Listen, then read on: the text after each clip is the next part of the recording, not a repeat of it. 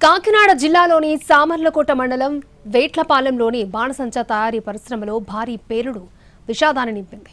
Godavari canal పక్కన Suryasri fire works కేంద్రంలో మధ్యాహ్నం 2 గంటల టైంలో ఒక్కసారిగా పేలుడు సంభవించింది. ఈ ఘటనలో 24 మంది కార్మికులు మృతి చెందారు. భారీ ఎత్తున మంటలు ఎగిసిపడుతూ ఉండడంతో ఆ ప్రాంతమంతా దట్టమైన పొగ వ్యాపించింది. 5 గ్రామాల పరిధిలో దట్టమైన పొగలు అలుముకున్నాయి. పేలుడు సంభవించే ప్రాంతానికి స్థానికులు చేరుకునేటప్పటికే అందులో చిక్కుకున్న పలువురు అగ్నికి ఆహుతయ్యారు. ఘటనాస్థలిలో శరీర భాగాలు చెల్లాచెదురుగా పడున్నాయి. కొన్ని మృతదేహాలు పూర్తిగా కాలిపోయాయి. ఆ ప్రాంతం హృదయ విదారకంగా మారింది.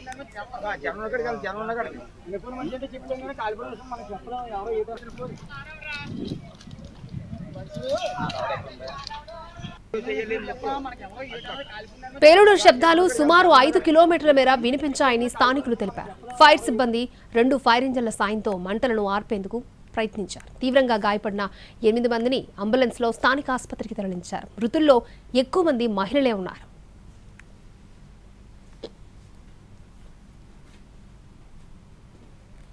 బాణసంచా పరిశ్రమను అడపా నాని కుటుంబ సభ్యులు నిర్వహిస్తున్నారు. పరిమితికి మించి బాణసంచా తయారు చేయడం వల్లే ఘటన జరిగినట్లు స్థానికులు చెబుతున్నారు. సీఎం చంద్రబాబు, వైసీపీ అధినేత జగన్ ఘటనపై ఆరా తీశారు. బాధిత కుటుంబాలకు ప్రగాఢ సానుభూతి ప్రకటించారు. మెరుగైన వైద్యం అందించాలని కోరారు. మరోవైపు సీఎం చంద్రబాబు ఘటనా స్థలానికి వెళ్లారు. పరిస్థితిని స్వయంగా పరిశీలించారు. ఘటనకు సంబంధించిన వివరాలను అధికారుల నుంచి తెలుసుకున్నారు. ఆ తర్వాత కాకినాడ జీజీహెచ్కి చంద్రబాబు వెళ్లారు. అక్కడ చికిత్స పొందుతున్న వారిని పరామర్శించారు.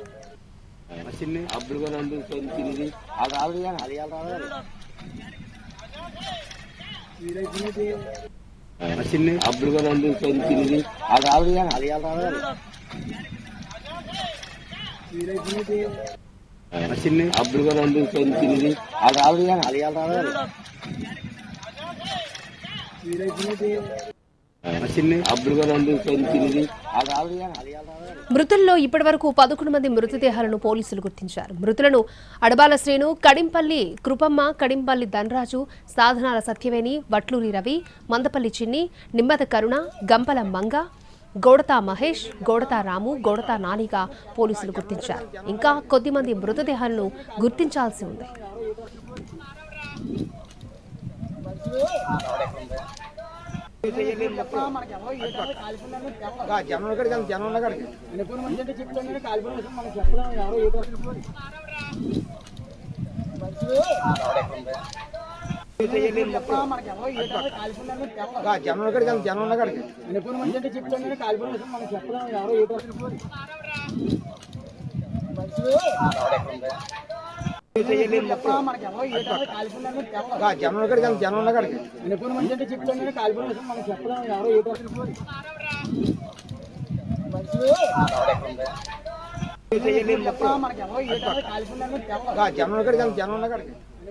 కాకినాడ జిల్లాలోని సామర్లకోట మండలం వేట్లపాలెంలోని బాణసంచా తయారీ పరిశ్రమలో భారీ పేలుడు విషాదాన్ని నింపింది.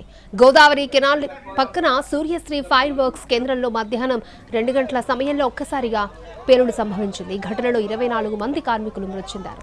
భారీ ఎత్తున మంటలు ఎగిసిపడడంతో ఆ ప్రాంతమంతా దట్టమైన పొగ వ్యాపించింది. 5 గ్రామాల పరిధిలో దట్టమైన పొగలు అలుముకున్నాయి. పేలుడు సంభవించే ప్రాంతానికి స్థానికులు చేరుకునేటప్పటికే అందులో చిక్కుకున్న పలువురు అగ్నికి ఆహుతయ్యారు. ఘటనాస్థలిలో శరీర భాగాలు చెల్లాచెదురుగా పడున్నాయి. కొన్ని మృతదేహాలు పూర్తిగా కాలిపోయాయి. ప్రాంతమంతా హృదయ విదారకంగా మారింది.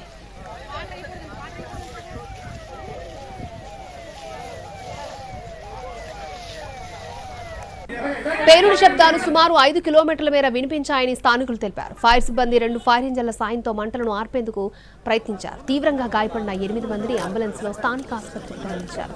మృతుల్లో ఎక్కువ మంది మహిళలే ఉన్నారు.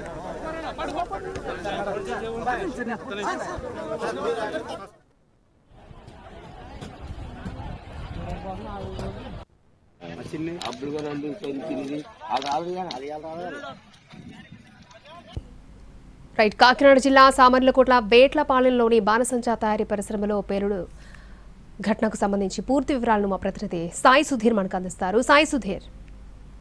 అక్షయ్, వేట్లపాలెంలో బాణసంచా తయారీ కేంద్రంలో జరిగిన ప్రమాదంలో ఇప్పటి వరకు 20 మంది మృతి చెందినట్టుగా అధికారులు అధికారికంగా ప్రకటించారు. దీనికి సంబంధించి ఇప్పటికే సీఎం చంద్రబాబు వేట్లపాలెం ఘటనా స్థలానికి, మరొక వైపు సామర్లకోట సిహెచ్సి కాకినాడ జీజీహెచ్ లో ఉన్న బాధితులతో మాట్లాడుతున్నారు. ఒక ప్రమాదం ఏ విధంగా జరిగింది ఏంటి అని పూర్తి స్థాయిలో ఇన్ఫర్మేషన్ కలెక్ట్ చేస్తున్నారు. అంటే ప్రమాదం జరిగిన సమయంలో దాదాపు 35 మంది బాణసంచ తయారీ కేంద్రంలో ఉన్నట్లు అధికారులు సీఎం దృష్టికి తీసుకుని వచ్చారు. దీనికి సంబంధించి పూర్తి స్థాయిలో క్షతగాత్రులు ఎవరైతే చికిత్స పొందుతున్నారు కాకినాడ జీజీహెచ్ మరి సామర్లకోట సిహెచ్సిలో చికిత్స పొందుతున్నారు, వాళ్ళతో మాట్లాడుతున్నారు. ఈ ప్రత్యేక సాక్షులు కొందరు ప్రత్యేక సాక్షులు కూడా అధికారులు సీఎం తీసుకుని కలిసి వాళ్ళకి సంబంధించి పూర్తి స్థాయిలో హెల్త్ కండిషన్ సీరియస్ గా ఉన్న వాళ్ళని అవసరమైతే ప్రైవేట్ హాస్పిటల్ లేదా వేరే హాస్పిటల్ షిఫ్ట్ చేయాలని కూడా సీఎం చంద్రబాబు అధికారులకు ఆదేశాలు ఇచ్చారు. దీనికి అనుగుణంగానే జిల్లా కలెక్టర్ అదేవిధంగా స్థానిక ఎమ్మెల్యే మరొక ఎంపీతో పూర్తి స్థాయిలో సమీక్ష సమావేశం నిర్వహిస్తుని ఎక్స్ప్రెస్ పై కూడా సమాలోచన చేస్తున్నారు. గతంలో ఇటువంటి ప్రమాదాలు జరిగినప్పుడు ఏ మేరకు ప్రభుత్వం ఆర్థిక సాయం అందించారు, అదేవిధంగా